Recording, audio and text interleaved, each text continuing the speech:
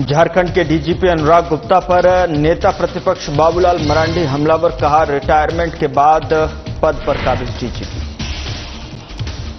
रांची में नेता प्रतिपक्ष बाबूलाल मरांडी ने की प्रेस कॉन्फ्रेंस, कहा राज्य में संवैधानिक आयोग बना पंगु, महत्वपूर्ण संवैधानिक संस्थाओं में वर्षों से पद खाली।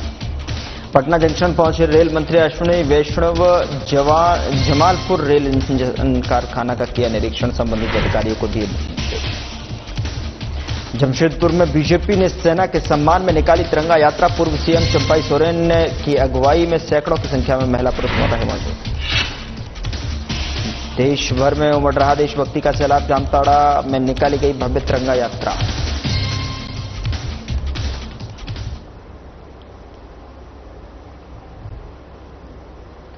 नमस्कार, मैं हूं आपके साथ गौरव राजेंद्र। बुलेटिन की शुरुआत करते हैं। झारखंड के डीजीपी अनुराग गुप्ता 30 अप्रैल 2025 को सेवानिवृत्त होने थे, लेकिन अभी भी वे पद पर काबिज हैं और इस पर नेता प्रतिपक्ष बाबूलाल मरांडी ने सवाल उठाते हुए कहा कि राज्य के डीजीपी अनुराग गुप्ता से डर लगने लगा है। डीजीपी अनुराग गुप्ता गैरकानूनी रूप से काम कर रहे हैं और इस तरह के डीजीपी किसी की हत्या कर दें तो उनके खिलाफ क्या कार्रवाई होगी। उन्हें सस्पेंशन का डर नहीं है क्योंकि उनकी सर्विस समाप्त हो चुकी है। इस प्रकार से क्राइम करने के लिए डीजीपी अनुराग गुप्ता को सीएम ने रखा है। वहीं सत्ता में काबिज पार्टी कांग्रेस ने कहा कि राज्य सरकार ने केंद्र की सरकार को पत्र के माध्यम से समय अवधि को बढ़ाने के लिए अवगत कराया है। जब तक केंद्र की सरकार का जवाब नहीं आता तब तक अनुराग गुप्ता पद पर हैं। बाबूलाल मरांडी को किसी प्रकार से डरने की जरूरत नहीं है, वो सिर्फ सुर्खियों में बने रहने के लिए इस प्रकार की बयानबाजी करते रहते हैं।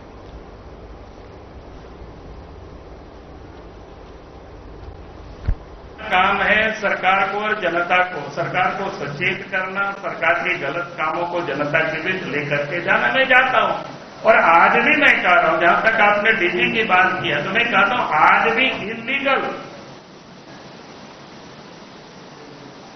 वो काम कर रहे हैं।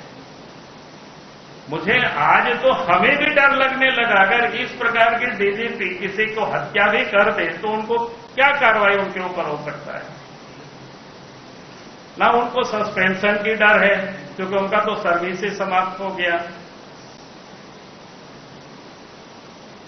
तो एक प्रकार से एक क्राइम करने के लिए ही डीजीपी अनुराग गुप्ता को राज्य के मुख्यमंत्री ने रखा और मुझको ही खुद डर लगता है आजकल घूमने में।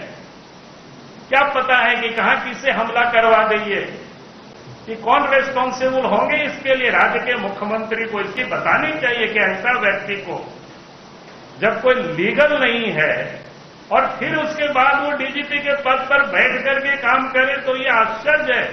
हिंदुस्तान देश के अंदर में कहीं भी इस प्रकार की स्थिति नहीं है। देखिए, भाजपा का नेता जो है बाबूलाल मरांडी, पेपर में बने रहने के लिए वो कुछ भी बोल सकते हैं और विपक्ष के सरकार को बदनाम करने के लिए कुछ भी बोल सकते हैं। डीजीपी अनुराग गुप्ता अभी हैं और रहेंगे, अधिसूचित है और उनके लिए मुख्यमंत्री 2 मरतबा टाइम एक्सटेंशन के लिए चिट्ठी केंद्र सरकार को भेजी है और उम्मीद है कि वो टाइम एक्सटेंशन होकर आ जाएगा तो उसमें रहेंगे और अगर टाइम एक्सटेंशन नहीं होगा तो हट जाएंगे। चलते रहेगा तो अभी तक तो जब तक केंद्र सरकार कुछ उस पर एक्शन नहीं लेती है तब तक तो है वो। बड़ी घटना घटती है नहीं बड़ी।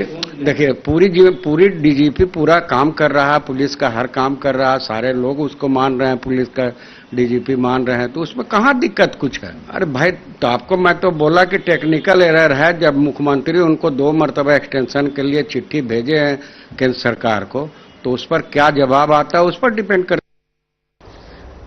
बीजेपी प्रदेश अध्यक्ष और नेता प्रतिपक्ष बाबूलाल मरांडी ने जो है राज्य सरकार पर बड़ा निशाना साधा है। उन्होंने प्रदेश कार्यालय में प्रेस वार्ता को संबोधित करते हुए कहा कि राज्य की ऐसी सारी संवैधानिक संस्थाएं जो कि राज्य सरकार के कामकाज, गड़बड़ियों और भ्रष्टाचार पर नजर रखती हैं, जनता की शिकायत पर सुनवाई और कार्रवाई करती हैं, उसे राज्य सरकार ने पंगु बनाकर रखा है। उन्होंने कहा कि राज्य में लोकायुक्त, महिला आयोग, सूचना आयोग, उपभोक्ता फोरम जैसी महत्वपूर्ण संवैधानिक संस्थाओं में वर्षों से पद खाली। राज्य में जितने भी संवैधानिक संस्थान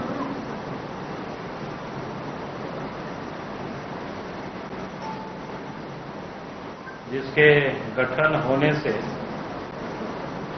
राज्य सरकार के अंदर अगर कोई भी गलत काम होता हो तो उसकी वो जांच कर सकता है। लेकिन वैसे जितनी भी जो संस्थाएं हैं वो सबके सब झारखंड में ठप पड़ा हुआ है। चाहे लोकायुक्त हो, चाहे सूचना आयोग हो, महिला आयोग हो, मानवाधिकार आयोग हो, उपभोक्ता फर्म जैसे संस्थान जो है ना, वर्षों से जहां पर कोई नियुक्तियां नहीं हुई, कहीं पर अध्यक्ष नहीं है, कहीं सदस्य नहीं है, कहीं पर तो मात्र संस्थान ही नाम का है और कुछ भी नहीं है। यहां से आम जनता को जो न्याय की उम्मीदें होती है या जिस संस्थान से पारदर्शिता और जवाबदेही जहां सुनिश्चित होती है, उन सब को राज्य सरकार ने निष्क्रिय कर रखा है। इससे राज्य की जो लोकतांत्रिक ढांचा है उसको सरकार ने कमजोर किया है। बिहार के नेता प्रतिपक्ष तेजस्वी प्रसाद यादव जो है बांका पहुंचे, जहां पर उन्होंने प्रेस को जो है संबोधित किया और प्रेस वार्ता के दौरान उन्होंने क्या कुछ कहा, सुनिए आप। और जो बल हो पा रहा है वो हम लोग कर रहे हैं। आर्थिक मदद भी हम लोग कर रहे हैं और पूरा संवेदना के साथ उनके इस दुख के घड़ी में पार्टी जो है उनके परिजनों के साथ मजबूती के साथ खड़ी है। और इसी सिलसिले में आज बांका हम लोग कल रात में हम लोग पहुंचे और आज जो हादसे हुए हैं बांका जिला में, आप सब लोग जान रहे होंगे कि जो बस में जो ऊपर बैठे थे करंट लगने से बेहद गरीब परिवार की जो है के लोगों की जान चली गई। उनके परिवार से जाकर के हम लोग जो है मुलाकात करेंगे और भी दो चार घटना है अलग जिलों में, वहाँ भी हम लोगों का दौरा हो, चाहे मुंगेर हो या जमुई हो, वहाँ भी जो पीड़ित परिवार उन सब लोगों से हम लोगों की मुलाकात हो। लगातार हम लोगों की कोशिश है, राष्ट्रीय जनता दल की कोशिश है कि इस दुख के घड़ी में जितने भी पीड़ित परिवार हैं या शहीद के परिवार हैं, उनके साथ हम लोग मजबूती के साथ खड़े हैं। इसी सिलसिले में हम लोग जो है बांका पहुंचे।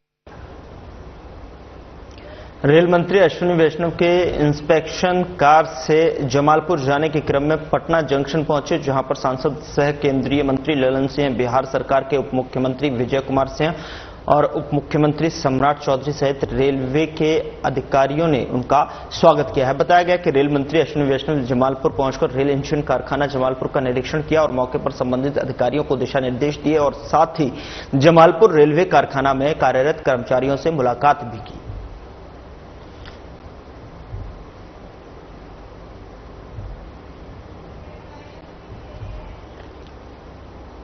जमशेदपुर के राजनगर में भारतीय जनता पार्टी की ओर से ऑपरेशन सिंदूर की सफलता और भारतीय सेना के शौर्य के सम्मान में तिरंगा यात्रा निकाली गई, जिसकी अगुवाई राज्य के पूर्व सीएम और स्थानीय विधायक चंपाई सोरेन ने की है और ये यात्रा सहदेव चौक से रामदू चौक तक जो है निकाली गई। यात्रा में सैकड़ों की संख्या में तिरंगा झंडा थामे महिला पुरुष शामिल हुए और इस दौरान भारतीय सेना जिंदाबाद के नारे लगाए गए। चंपाई ने लोगों को संबोधित करते हुए कहा कि प्रधानमंत्री नरेंद्र मोदी के कुशल नेतृत्व और भारतीय सेना की अचूक रणनीति से ऑपरेशन सिंदूर सफल रहा है। गौरव है कि आज हमारा सेना जो हमारा देश के लोकप्रिय प्रधानमंत्री नरेंद्र मोदी और सेना के प्रमुख मिल के जो आज रणनीति बनाया और वो रणनीति एक सफल हुआ, पाकिस्तान को घुटना टेक करा दिया। जितना ही पाकिस्तान को ओर से चाहे ड्रोन हो, चाहे मिसाइल से जो हमला करने का प्रयास किया, ये भारत का यार डिफेंस जो एक भी गिनने नहीं दिया, उसको नष्ट कर दिया। पूरा दुनिया देख लिया भारत में क्या शक्ति है, और हमारा देश का प्रधानमंत्री भाई नरेंद्र मोदी का कुशल नेतृत्व, तीनों सेना के प्रमुख के साथ जो रणनीति बना के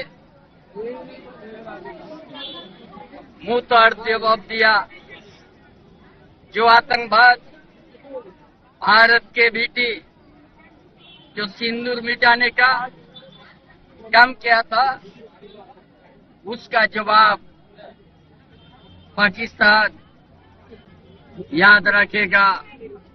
और पूरा दुनिया देख लिया भारत का कितना शक्तिशाली ताकत है।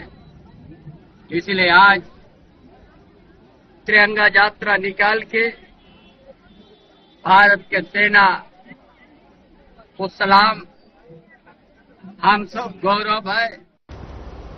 ऑपरेशन सिंदूर की सफलता के बाद देश भर में देशभक्ति का सैलाब उमड़ रहा है। इसी कड़ी में जामताड़ा में एक भव्य तिरंगा यात्रा बीजेपी के प्रदेश कार्य समिति सदस्य वीरेंद्र मंडल के नेतृत्व में निकाली गई और ये वीर कुंवर सिंह चौक से निकाली गई, जो कि स्टेशन रोड से इंदिरा चौक मुख्य बाजार होते हुए सुभाष चौक में सुभाष चंद्र बोस की प्रतिमा पर माल्यार्पण कर संपन्न हुई।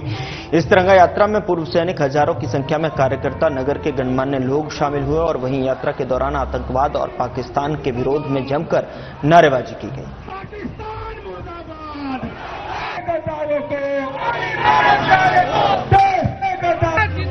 पाकिस्तान मुर्दाबाद, हिंदुस्तान जिंदाबाद।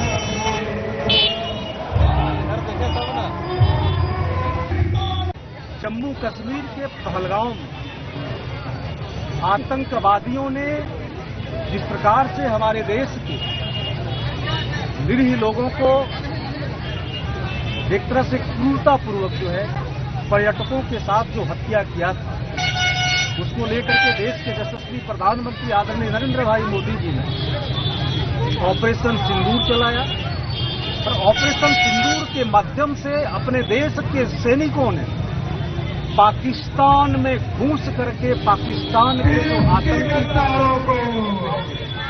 उसके ठिकानों को ध्वस्त करने का काम किया। और निश्चित रूप से हम कह सकते हैं कि हमारे देश के सैनिकों ने पाकिस्तान में जिस प्रकार से जो है वहां के सैनिकों को, वहां के आतंकवादियों को ये बताने का कोशिश किया, अगर भारत में फिर से आंख दिखाने की कोशिश करोगे, आंख खोल लिया जाएगा।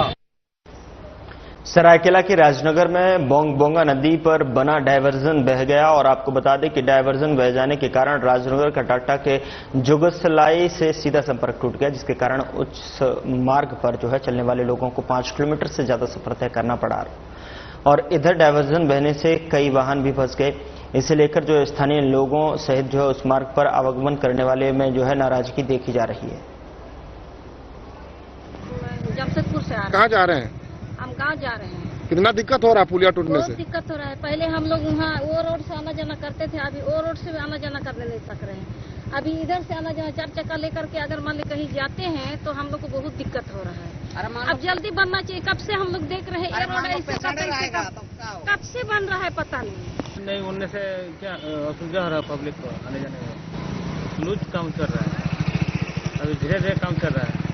हम लोग सामने में हम लोग डेली आने जाने करते हैं, देखते हैं बहुत लूज काम हो रहा है। अभी पब्लिक का कितना असुविधा हो रहा है। रास्ता बंद है, कितना परेशानी का सामना करना पड़ रहा है? सामना तो करना पड़ रहा है। अभी घूम के जाना पड़ेगा। हाँ, बताइए। 2 दिन से बना है ये। बोकारो एयरपोर्ट बनकर तैयार होने के बाद भी राज्य सरकार की ओर से इसे शुरू नहीं किए जाने के खिलाफ जिला बीजेपी की ओर से नया मोड़ में जो है राज्य के मुख्यमंत्री हेमंत सोरेन का पुतला दहन किया गया और इस दौरान बीजेपी के नेताओं और कार्यकर्ताओं ने हेमंत सोरेन के खिलाफ नारेबाजी की।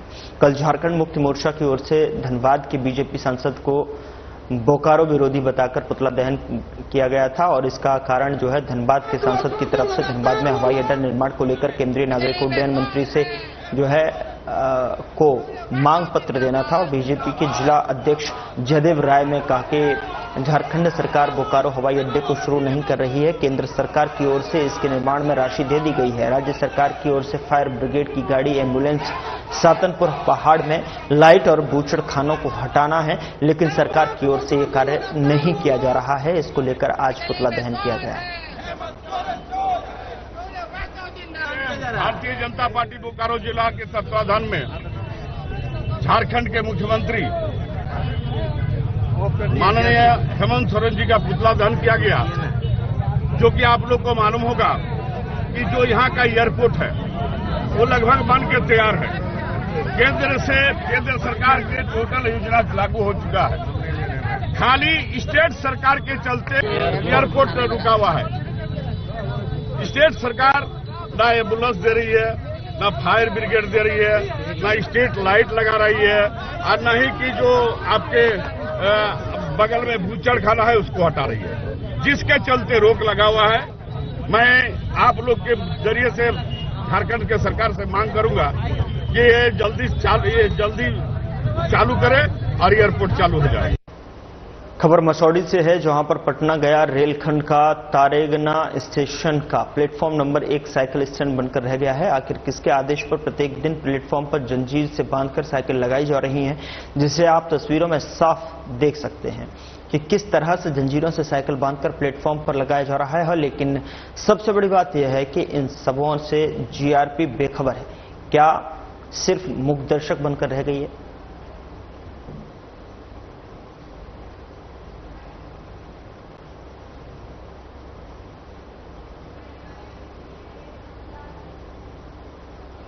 पूर्ण रूप से शराबबंदी वाले बिहार में शराब तस्करी की सूचना पर छापेमारी करने गई पुलिस टीम के ऊपर ग्रामीणों ने हमला कर दिया और इस हमले में गोपालगंज जिला के कुचाईकोट थानाध्यक्ष आलोक कुमार सहित कई पुलिसकर्मी जख्मी हो गए। घटना गोपालगंज जिला के गोपालपुर थाना क्षेत्र की तकिया टोला की बताई जा रही है, जहां शराब तस्करी की सूचना पर पुलिस को मिली और पुलिस से सूचना पाकर मौके पर पहुंची सत्यापन के लिए। जैसे ही तकिया टोला गांव में पहुंची तो वहां पर घात लगाए तस्करों सहित ग्रामीणों ने पुलिस टीम के ऊपर हमला कर दिया।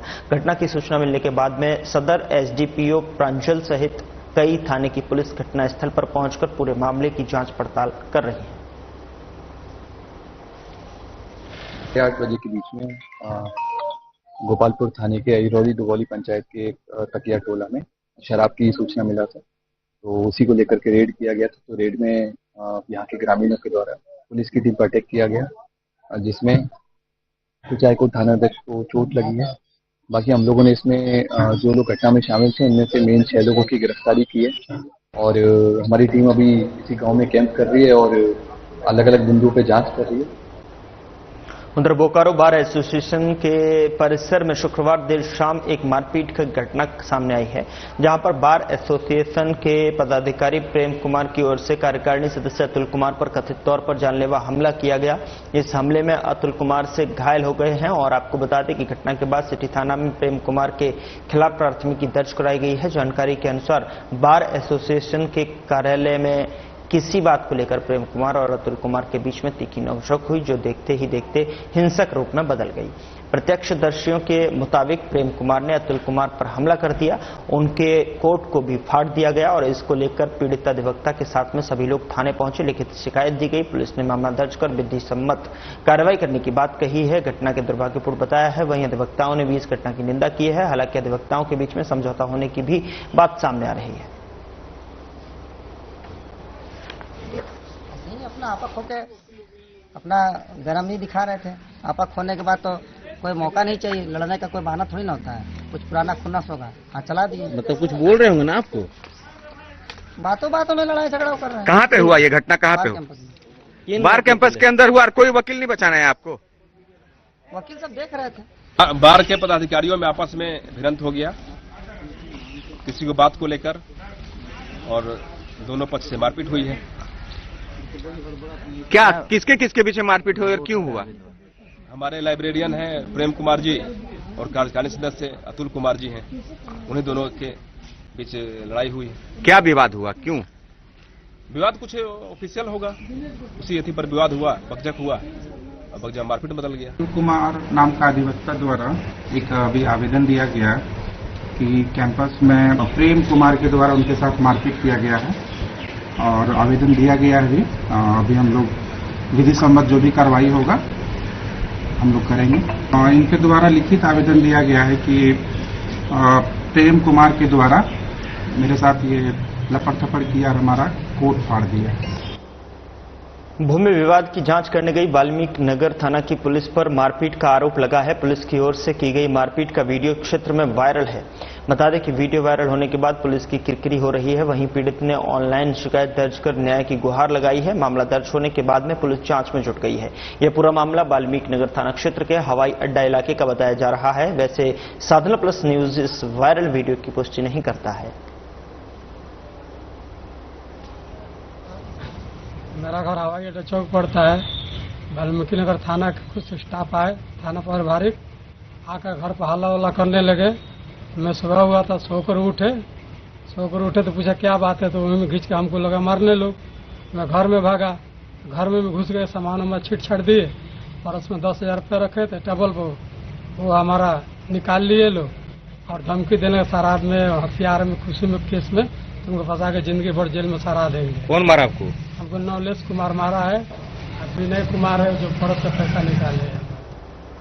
जमशेदपुर स्थित मानगो वर्कर्स कॉलेज के बाहर उस समय अफरा तफरी मच गई जब कोऑपरेटिव कॉलेज के छात्रों के दो गुटों के बीच में विवाद मारपीट में तब्दील हो गया। देखते ही देखते मामला इतना बिगड़ गया कि एक पक्ष ने अपने समर्थन में कुछ बाहरी युवकों को बुला लिया और उन्होंने मौके पर पहुंचकर दो युवकों को जो है छात्रों की जमकर पिटाई कर दी। और वहीं घटना की सूचना पर मौके पर मानगो थाना पुलिस पहुंचकर मामले की छानबीन में जुट गई है। बताते चलें कि कोऑपरेटिव कॉलेज के छात्रों के लिए वर्कर्स कॉलेज में परीक्षा केंद्र बनाया गया है।